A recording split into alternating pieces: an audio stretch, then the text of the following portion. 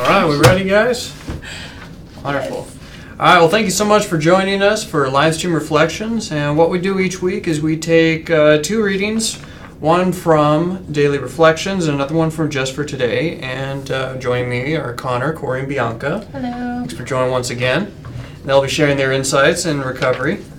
So the first reading is from Just for Today, called Returning Our Sponsor's Kindness. Our earliest involvements with others often begin with our sponsor. That's from Basic Text, page 55. Our sponsor can be an abundant source of recovery information, wisdom, and loving words. They've done so much for us. From the late-night telephone calls to the hours spent listening to our recovery writing, they've believed in us and invested their time to prove it. They've lovingly and affirmingly shown us how to be honest. Their boundless compassion in times of turmoil has given us the strength to go on. Their way of helping has prompted us to seek our answers within ourselves, and we've become mature, responsible, confident individuals as a result. Though our sponsor has given so generously and has never demanded repayment, there are things we can do to show our appreciation. We treat our sponsor with respect.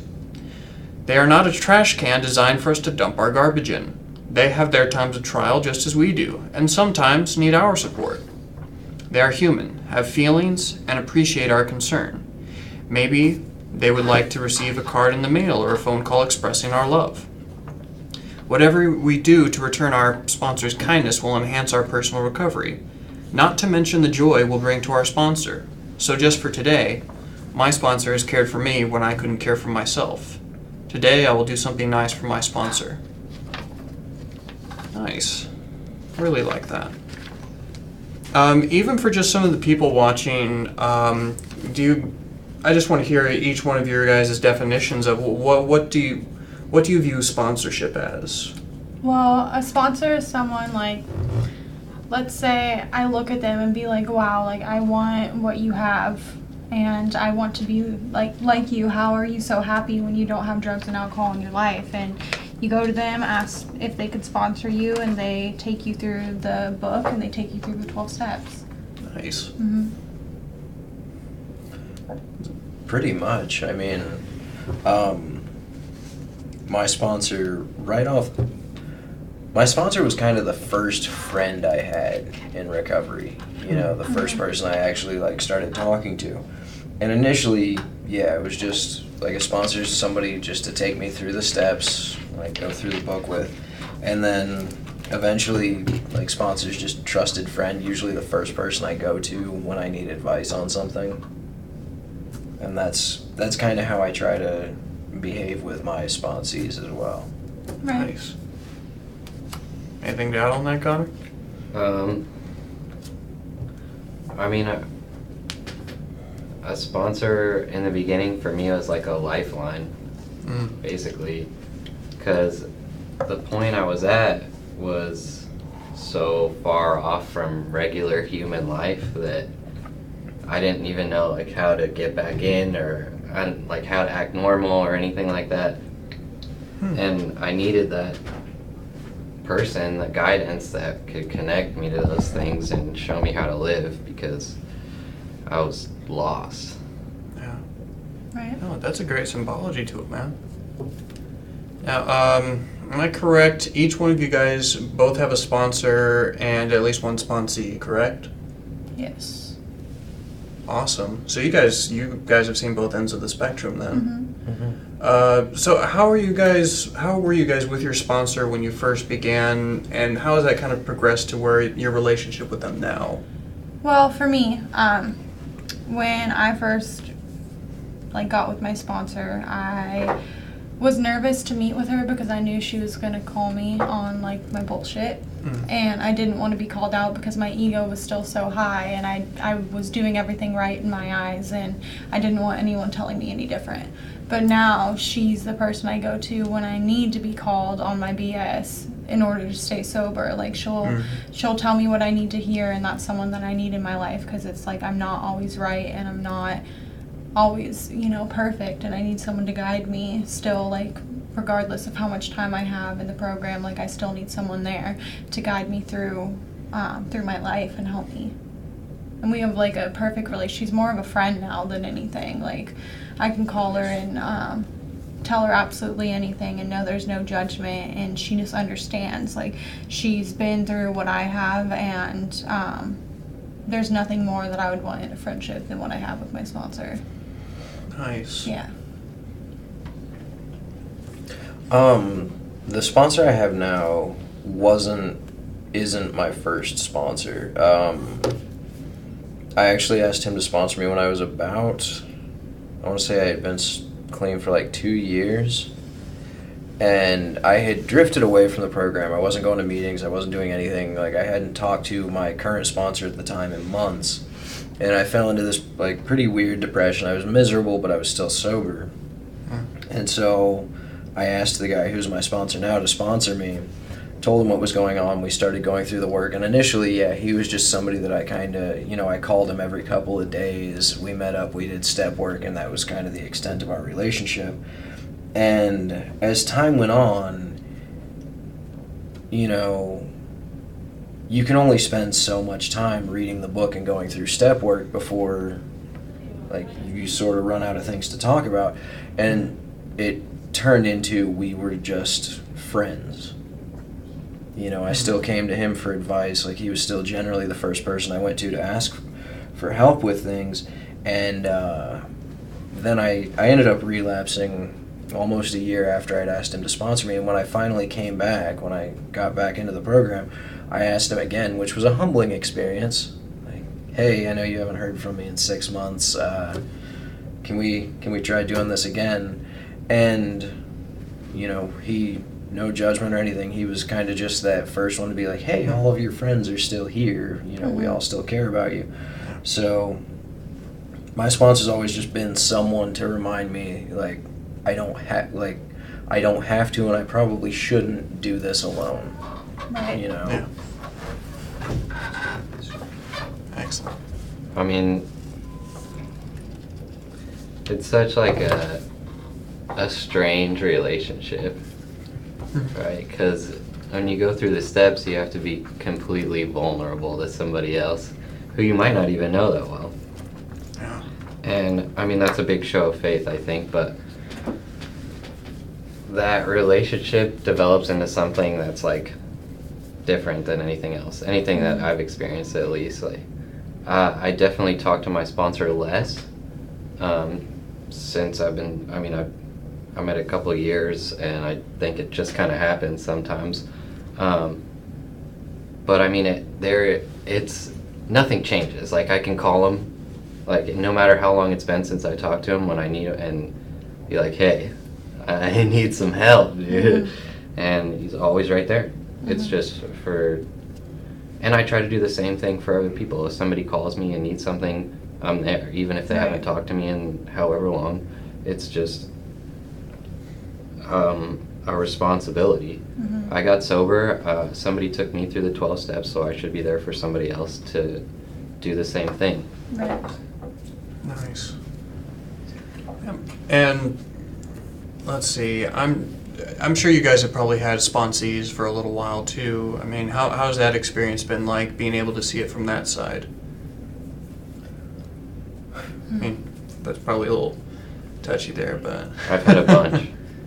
I've had so many sponsees that I don't remember them all, and every single one of them has relapsed.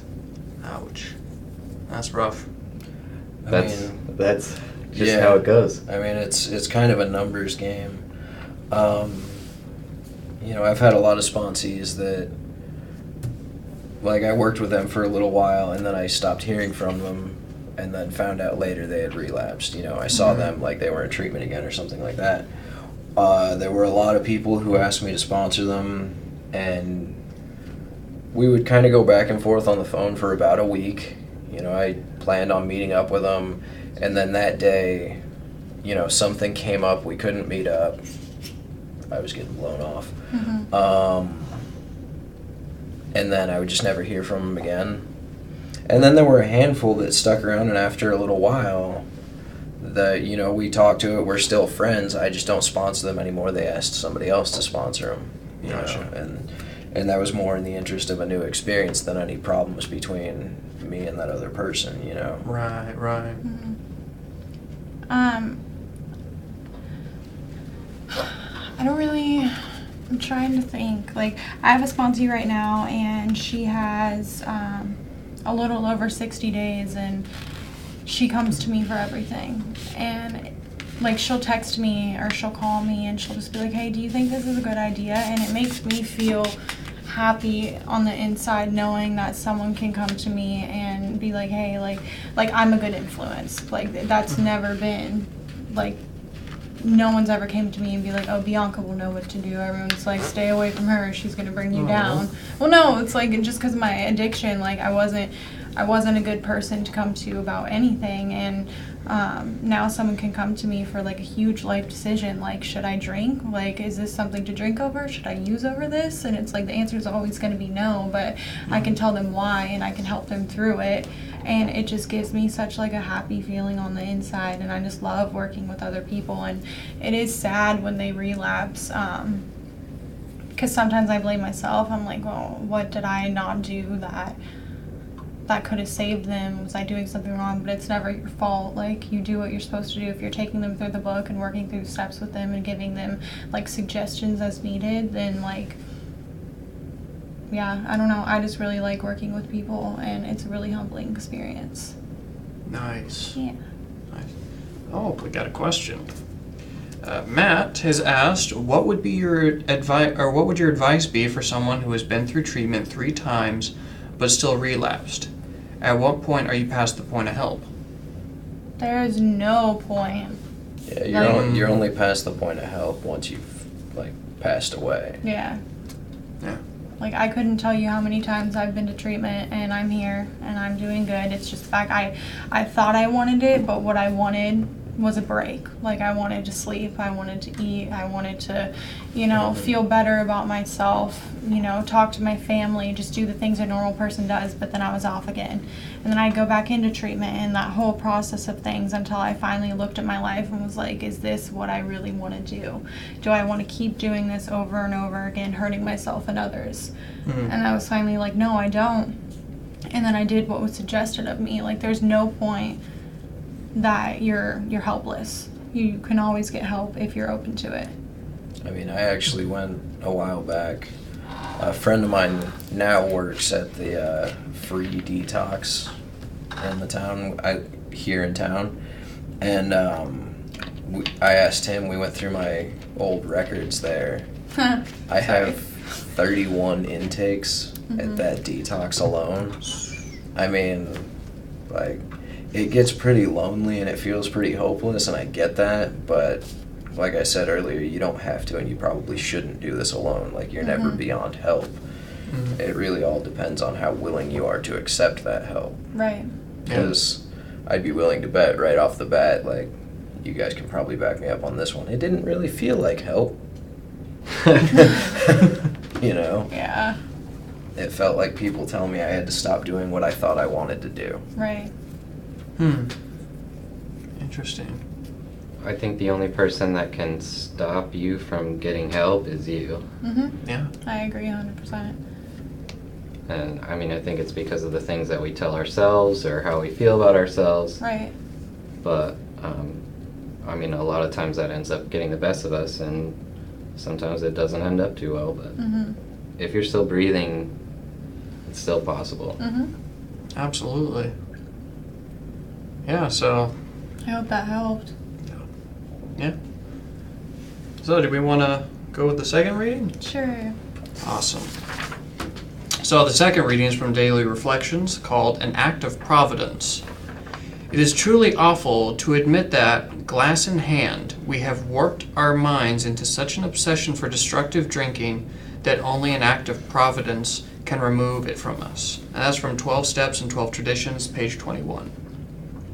My act of providence, a manifestation of divine care and direction, came as I experienced the total bankruptcy of active alcoholism. Everything meaningful in my life was gone. I telephoned Alcoholics Anonymous, and from that instant, my life has never been the same. When I reflect on that very special moment, I know that God was working in my life long before I was able to acknowledge and accept spiritual concepts. The glass was put down through this one act of providence, and my journey into sobriety began. My life continues to unfold with divine care and direction. Step 1, in which I admitted I was powerless over alcohol, that my life had become unmanageable, takes on more meaning for me, one day at a time, in the life-saving, life-giving fellowship of AA. Nice. That was good. Yeah, it's very powerful. I like in here, I know that God was working in my life long before I was able to acknowledge and accept spiritual concepts. That's what, that's what I was going to talk on. I've talked about this before with some of my friends, and almost everyone I know in recovery has like an I shouldn't be here story. Mm-hmm. Something happened where they almost died, or they should be in prison for the rest of their lives, whatever crazy thing it was. And it's too many people with too many different stories, like too many coincidences, to just chalk up to coincidence. Mm-hmm. You know? And so, like, I believe that it was just kind of God working in my life, just keeping me going long enough to make it here. Right. You know? And sometimes, even the bad things that happened, or that I perceived as bad things, the times I got arrested and ended up in jail for weeks at a time, I don't know that I would have, like, survived had it not been for that. Right. As much as I didn't like it, that was an opportunity for me to be separated from drugs and alcohol, to kind of dry out for a little bit, to get, you know, I didn't stay sober after any of those, but it kept me from going farther down. It kept me from hurting myself in that interim, you know. And, you know, it's right here, in which I admitted I was powerless over alcohol, that my life had become unmanageable. For a long time, I thought, how do I say this, that the things going on around me, the going to jail all the time, the being homeless, the family, like, angry with me all the time, never having any money, all that, those were just the symptoms of the unmanageability. I didn't know how to deal with life. I felt wrong. You know, I wasn't built for this universe, and I somehow got stuck here. And drugs and alcohol were my solution to that feeling, and, you know, I became so attached to that solution that I had no power to choose whether or not I went another way. So I came here, this whole program, it was a way to live that solves both of those problems. Right. Mm-hmm. A, that I can't manage life, I don't know how to deal with it, and B, that my only solution, drugs and alcohol, is starting to cause way more problems than it solves. Right. You know? Yeah. Well, I really like how you put that, like, when you said, like, going to jail and stuff like that was kind of like your break, and it was God, like, being there for you, you know, and I like to reflect back on that, because there's some things in my life that go on right now, and I don't necessarily like them, but I just have to trust in my higher power, like, hey, like, this is happening for a reason, and if I'm doing the right thing, then there should be nothing, like, even though I don't like it, there's nothing wrong with it, you know? Yeah. And, in this reading, what I got, like, I really enjoyed it because it's just so true. It's like my life broke down in a little paragraph. It's like as soon as I got back into AA, into the 12-step program, my life changed, and I never want to look back. And when I do look back, it's just a good reminder of where I don't want to be. Yeah. And, you know, it's just crazy, like, to being homeless and to having a beautiful home to live in and not showering for weeks and to being able to shower every day. It's just those little things in life that are just, I take for granted daily, and it's because God's working in my life is the only way, like, reason I have those things. So, I don't know. Yeah. I just liked it a lot. Yeah, no, that's great. Got anything to share, Connor? We're glad that you shower. Or do I? No, I do. Shouldn't have said that live. I promise. It's a daily thing. Alright. Well, I mean, the thing that sticks out to me in my life is that I tried to get sober without God so many times that I absolutely cannot deny that that's what was missing from my life. It I just mean, never works without him. and I mean, even working steps, right? Even working steps and not like, I mean, you can't really work steps without building that connection, I guess. You can't be your own higher power. I mean, it only says alcohol or drugs once in the steps and God's in the rest of them, you know. Right. So I mean, it and must that's mean something. the only thing. Yeah, I can't tell you how many times that like I've locked myself in somebody's house and tried to stay sober no matter what it takes, and Oh like, gosh. and it just like I can't save myself from myself. It's just I can't do it, and you know, the police can't save me, and my friends can't save me, and my mom can't save me, and so it's just the only thing that I have done that has helped me stay sober. Mhm. And it's just something that I cannot deny to myself. I mean, if I get crazy enough, then I guess that I could talk myself out of that, but for me, that's the main key factor, is that this is the only thing that I have ever done that has helped me. Right. Wow. I agree. I think that's a good note to end it on.